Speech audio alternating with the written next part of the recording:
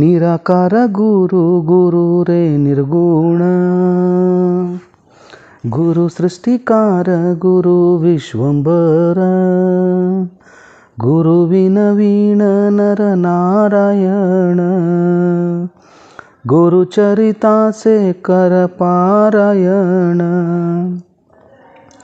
ಎಲ್ಲ ಸ್ವಾಮಿ ಸಮರ್ಥರ ಭಕ್ತಾದಿಗಳಿಗೂ ನಿಮ್ಮನೆ ಹುಡುಗ ಸಂತೋಷ್ ಪತಂಗೆ ಮಾಡುವ ನಮಸ್ಕಾರಗಳು. ವೀಕ್ಷಕರೇ, ಸುಮಾರು ಜನ ಮೆಸೇಜಸ್ ಹಾಕ್ತಾಯಿದ್ದೀರಾ, ತುಂಬ ಧನ್ಯವಾದಗಳು. ಅದಕ್ಕಿಂತ ಮುಂಚಿತವಾಗಿ ನನ್ನ ನಂಬರು ಹೇಳಿಬಿಡ್ತೀನಿ, ಎಲ್ಲರೂ ನೋಟ್ ಮಾಡ್ಕೊಳ್ಳಿ ಸಾಧ್ಯ ಆದರೆ. 9738976106. ಸೊ ಯಾರ್ಯಾರು ನನ್ನ ಚಾನಲ್ಗೆ ಸಬ್ಸ್ಕ್ರೈಬರ್ ಆಗಿಲ್ವೋ ಆದಷ್ಟು ಬೇಗ ನನ್ನ ಚಾನಲ್ಗೆ ಸಬ್ಸ್ಕ್ರೈಬರ್ ಆಗಿ ಅಂತ ಹೇಳ್ತಾ ಇವತ್ತಿನ ಒಂದು ಅನುಭವದ ಮಾತನ್ನು ನಿಮ್ಮ ಹತ್ರ ಹಂಚ್ಕೊಳ್ಳೋಕೆ ಇಷ್ಟಪಡ್ತಾಯಿದ್ದೀನಿ. ವೀಕ್ಷಕರೇ, ನಾನು ಇವತ್ತು ಹೇಳ ಹೊರಟ ವಿಚಾರ ಸ್ವಾಮಿ ಭಕ್ತರಿಗೆ ತುಂಬ ಚೆನ್ನಾಗಿದ್ದು ಅನ್ವಯಿಸುತ್ತೆ. ಸ್ವಾಮಿ ಮಹಾರಾಜರು ಯಾವುದೇ ಒಬ್ಬ ಭಕ್ತನನ್ನು ತಮ್ಮ ಹತ್ರ ತಗೋಬೇಕು ಅಂದರೆ ಅಷ್ಟು ಸುಲಭವಾಗಿ ಸ್ವಾಮಿ ಮಹಾರಾಜರು ತಗೊಳ್ಳೋದಿಲ್ಲ.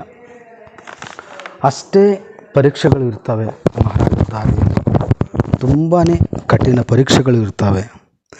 ಆ ಎಲ್ಲ ಕಠಿಣ ಪರೀಕ್ಷೆಗಳನ್ನು ದಾಟಿ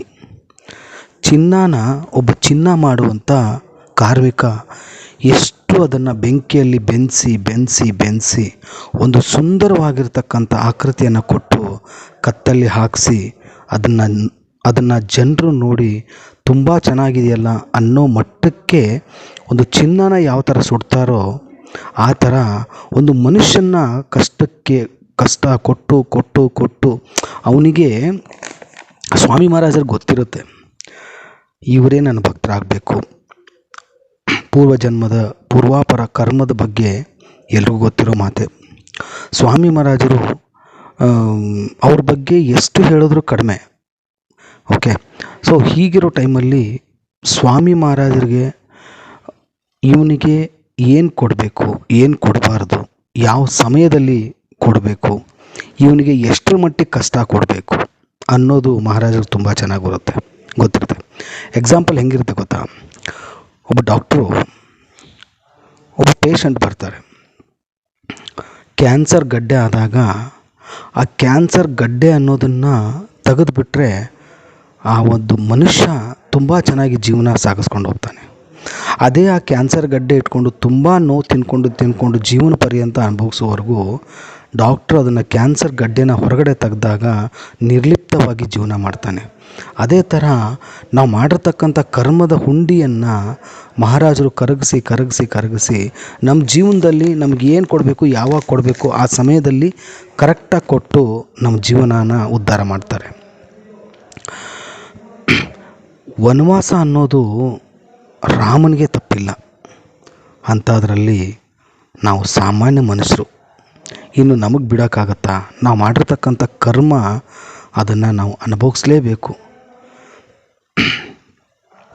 ಮತ್ತು ಇನ್ನೊಂದು ಏನಾಗುತ್ತೆ ಅಂದರೆ ವಾದ. ಯಾಕೆ ನಾವು ಮತ್ತೊಬ್ಬರ ಜೊತೆ ವಾದ ಮಾಡಿ ಚಿಕ್ಕವರಾಗಬೇಕು? ಎಲ್ಲನೂ ಸ್ವಾಮಿ ಮಹಾರಾಜರ ಮೇಲೆ ಹಾಕಿಬಿಡಬೇಕು. ನಮ್ಮ ಜೀವನ ನಾವು ನೋಡ್ತಾ ಇರಬೇಕು, ನಾವು ಏನು ಮಾಡೋದು ಮಾಡ್ತಾ ಇರಬೇಕು. ನಮಗೂ ಒಂದು ಟೈಮ್ ಬಂದೇ ಬರುತ್ತೆ, ನಾವು ಎದ್ದು ನಿಲ್ತೀವಿ. ಕಷ್ಟ ಅನ್ನೋದು ಇನ್ವಿಟೇಷನ್ ಕೊಟ್ಟು ಬರಲ್ಲ ರೀ. ಕಷ್ಟ ಅನ್ನೋದು ಇನ್ವಿಟೇಷನ್ ಕೊಟ್ಟು ಬರಲ್ಲ. ಕಷ್ಟ ಬಂದರೆ ಹೊರೆಯಾಗಿ ಬರ್ತವೆ, ಒಂದೊಂದಾಗಿ ಹೊರಗಡೆ ಹೋಗ್ತವೆ. ನೀವು ಮಹಾರಾಜರಿಗೆ ತುಂಬಾ ಮುಖ್ಯವಾಗಿರ್ತೀರ. ಅದಕ್ಕೆ ಮಹಾರಾಜರು ನಿಮಗೆ ಕಷ್ಟ ಕೊಟ್ಟು ಸದೈವ ಕಾಲದಲ್ಲಿ ನಿಮ್ಮ ಕೈ ಹಿಡಿತಾರೆ. ಸೊ ನೀವು ಎಷ್ಟೇ ಕಷ್ಟ ಬಂದರೂ ಕೂಡ ನಿಮ್ಮ ಕುಟುಂಬದ ಜೊತೆ ಚೆನ್ನಾಗಿರ್ರಿ, ಚೆನ್ನಾಗಿ ಮಾತಾಡ್ತಾಯಿರ್ರಿ, ಚೆನ್ನಾಗಿ ನಗ್ನಗ್ತಾಯಿರ್ರಿ. ನಿಮ್ಮ ನೋವು ನೀವೇ ಅನುಭವಿಸ್ಬೇಕು, ಅದರಿಂದ ತಪ್ಸೋಕ್ಕಂತೂ ಆಗಲ್ಲ. ಸೊ ಇಲ್ಲಿ ಓವರಾಲ್ ನಾನು ಹೇಳೋಕೊಟ್ಟಿರೋ ವಿಚಾರ, ಸ್ವಾಮಿ ಮಹಾರಾಜರು ನಮ್ಮನ್ನು ಕೈ ಬಿಡೋದಿಲ್ಲ. ಮತ್ತು ಮೋಸ ಅನ್ನೋದು ಪ್ರಪಂಚದಲ್ಲಿ ತುಂಬ ದೊಡ್ಡದಿರುತ್ತೆ. ನಾವು ಮೋಸ ಹೋದರೂ ಕೂಡ ಮೋಸ ಮಾಡೋರು ಇರುವಾಗ ಮೋಸ ಹೋಗೋರು ಇದ್ದೇ ಇರ್ತಾರೆ, ಅದಂತೂ ಸತ್ಯ. ಏನೂ ಮಾಡೋಕ್ಕಾಗಲ್ಲ ಅದು. ಯಾಕಂದರೆ ಅದು ಒಂಥರ ಕರ್ಮದ ಥರನೇ, ಬೆನ್ನಿಗೆ ಹತ್ತಿದ ಬೇತಾಳದ ಥರ. ಸೊ ಎಷ್ಟೇ ನೋವು ಬರಲಿ, ಅಳಬೇಕಾ? ಒಂದು ರೂಮಲ್ಲಿ ಸ್ವಾಮಿ ಮಹಾರಾಜರ ಫೋಟೋ ಇಟ್ಕೊಂಡ್ಬಿಟ್ಟು ಅವ್ರ ಮುಂದೆ ನಿಮ್ಮ ಕಷ್ಟ ಹೇಳ್ಕೊಳ್ಳಿ. ಒಂಚೂರು ನೋವಾದರೂ ಕಡಿಮೆ ಆಗಿತ್ತು. ಬಿಟ್ಟು ನೀವು ಮನುಷ್ಯರ ಹತ್ರ ಯಾವ ನೋವು ಹೇಳ್ಕೊಂಡ್ರೂ ಏನೂ ಪ್ರಯೋಜನ ಇಲ್ಲ. ಏನೇ ಬಂದರೂ ಅದನ್ನು ಎದುರಿಸ್ಬೇಕು. ಅದರಿಂದ ಹೊರಗಡೆ ಹೋಗೋಕ್ಕಂತೂ ಸಾಧ್ಯ ಇಲ್ಲ. ಸಾಯೋವರೆಗೂ ಪ್ರಯತ್ನ ಮಾಡ್ಬೋದು, ಸಾಯೋವರೆಗೂ ಪ್ರಯತ್ನ ಮಾಡೋಣ. ನಾವೇನು ಇದನ್ನು ಸಾಧನೆ ಮಾಡಿಬಿಟ್ಟೇ ನಾವು ಕೊನೆ ಉಸಿರು ಹೇಳ್ತೀವಿ ಅಂತ ಎಲ್ಲೂ ಅಗ್ರಿಮೆಂಟ್ ಹಾಕ್ಕೊಟ್ಟಿಲ್ಲ ವೀಕ್ಷಕರೇ.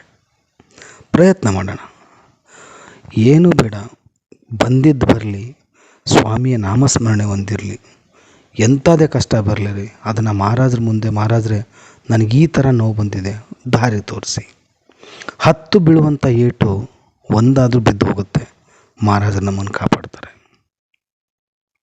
ನಮಗೇನು ಕೊಡಬೇಕು, ಯಾವಾಗ ಕೊಡಬೇಕು, ಎಷ್ಟರ ಮಟ್ಟಿಗೆ ಕೊಡಬೇಕು ಅದು ಅವ್ರಿಗೆ ಗೊತ್ತು. ಆ ಕಷ್ಟ ಕೊಟ್ಟೇ ಕೊಡ್ತಾರೆ. ಸ್ವಾಮಿ ಮಾರ್ಗ ಅಂತ ಭಯಂಕರ ಕಠಿಣವಾದ ಮಾರ್ಗ.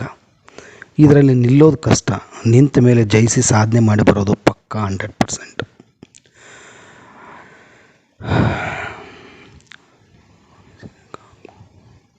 ನೀವು ಸ್ವಾಮಿ ಸೇವಕರಿ ಯಾಕೆ ಆಗಬೇಕು ಅಂತಂದರೆ ಒಂದು ಎಕ್ಸಾಂಪಲ್ ಕೊಡ್ತೀನಿ. ರಾಮನ ಲಕ್ಷ್ಮಣನ ಸಹವಾಸ ಹನುಮಂತ ಮಾಡಿದ ಜೀವನದಲ್ಲಿ ಇವತ್ತಿಗೂ ಕೂಡ ಹನುಮನನ್ನು ಪೂಜೆ ಮಾಡ್ತಾರೆ. ಅದು ಸಹವಾಸ. ಯಾಕಂದರೆ ಹನುಮಂತ ರಾಮನ ಕೈ ಹಿಡ್ದ, ಜೀವನದಲ್ಲಿ ಮೋಕ್ಷದ ದಾರಿ ಹೊಂದ. ಹಾಗೆ ಶ್ರೀಕೃಷ್ಣನ ಸಹವಾಸ ಪಾಂಡವರು ಮಾಡಿದ್ರು. 5 ಜನ ಇದ್ದರೂ ಕೂಡ ಸಾವಿರಾರು ಜನ ಕೌರವರ ಸೈನ್ಯನ ಸರ್ವನಾಶ ಮಾಡಿದ್ರು. ನ್ಯಾಯ, ನೀತಿ, ಧರ್ಮ ಅಂತ ಹೋದರೆ ಇವತ್ತು ನಮಗೆ ನೋವು ಆಗ್ಬೋದು. ಬಟ್ ಖಂಡಿತವಾಗಿ ಒಂದಿಲ್ಲ ಒಂದು ದಿವಸ ನಮಗೊಂದು ಒಳ್ಳೆಯ ಸಮಯ ಮಹಾರಾಜರು ತಂದು ಕೊಟ್ಟೇ ಕೊಡ್ತಾರೆ. ರಕ್ತ ಸಂಬಂಧ, ಅವ್ರ ಕೈ ಹಿಡಿತಾರೆ, ಇವ್ರ ಕೈ ಹಿಡಿತಾರೆ, ಎಲ್ಲ ಸುಳ್ಳು ವೀಕ್ಷಕರೇ, ಎಲ್ಲ ಸುಳ್ಳು. ಸಾಧ್ಯ ಆದರೆ ಮಹಾರಾಜರ ದಾರಿಯಲ್ಲಿ ಬಂದು ಮಹಾರಾಜರ ಕೃಪಾಶೀರ್ವಾದ ಪಡೆದ್ರೆ ಏನಾದರೂ ಒಂದು ದಾರಿ ಬರುತ್ತೆ, ಏನಾದರೂ ಒಂದು ಸಾಧನೆ ಮಾಡ್ತೀವಿ. ಕಣ್ಣೀರು ಯಾರಿಗೂ ತಪ್ಪಿಲ್ಲ ಜೀವನದಲ್ಲಿ. ಆದರೂ ನಾನು ಪದೇ ಪದೇ ಹೇಳೋದು ಒಂದೇ, ಮಹಾರಾಜರ ಸೇವೆ ಮಾಡಿ, ಎಷ್ಟೇ ನೋವು ಬರಲಿ, ಎಷ್ಟೇ ಕಣ್ಣೀರು ಬರಲಿ, ಅದನ್ನು ಒರೆಸಿ ಸ್ವಾಮಿಯ ನಾಮಸ್ಮರಣೆ ಮಾಡೋದ್ರಿಂದ ಸ್ವಾಮಿ ಮಹಾರಾಜರಿಗೆ ನೋವಾಗತ್ತೆ. ಪಾಪ ನನ್ನ ಭಕ್ತ ಇಷ್ಟೊಂದು ಕಷ್ಟದಲ್ಲಿದ್ದು ಕೂಡ ನನ್ನ ಒಂದು ನಾಮಸ್ಮರಣೆ ಬಿಟ್ಟಿಲ್ಲ. ಬರೋದು ಬಂದೇ ಬರುತ್ತೆ, ಕಳ್ಕೊಳ್ಳೋದು ಕಳ್ಕೊತೀವಿ, ಪಡ್ಕೊಳ್ಳೋದು ಪಡ್ಕೊತೀವಿ. ಏನು ಬರಬೇಕು, ಏನು ಹೋಗಬೇಕು ಎಲ್ಲ ಫಿಕ್ಸ್ ಆಗೋಗಿದೆ ವೀಕ್ಷಕರೇ. ಜೊತೆಗೆ ಮಹಾರಾಜರಿರ್ತಾರೆ, ಸಾಧನೆ ಮಾಡಿ ಮುಂದೆ ಬನ್ನಿ, ಮಹಾರಾಜರ ನಾಮಸ್ಮರಣೆ ಮಾಡಿ, ಮಹಾರಾಜರು ನಿಮ್ಮನ್ನು ಎಂದೂ ಕೈ ಬಿಡಲ್ಲ ಅಂತ ಹೇಳ್ತಾ ಇಲ್ಲಿಗೆ ಈ ಒಂದು ಆಡಿಯೋನ ಮುಗಿಸ್ತಾ ಇದ್ದೀನಿ. ಮತ್ತೆ ಒಂದು ಹೊಸ ಆಡಿಯೋ ತೊಗೊಂಡು ನಿಮ್ಮ ಮುಂದೆ ಬರ್ತೀನಿ. ಅಲ್ಲಿವರೆಗೂ ಶ್ರೀ ಸ್ವಾಮಿ ಸಮರ್ಥ. ಜೈ ಜೈ ಸ್ವಾಮಿ ಸಮರ್ಥ.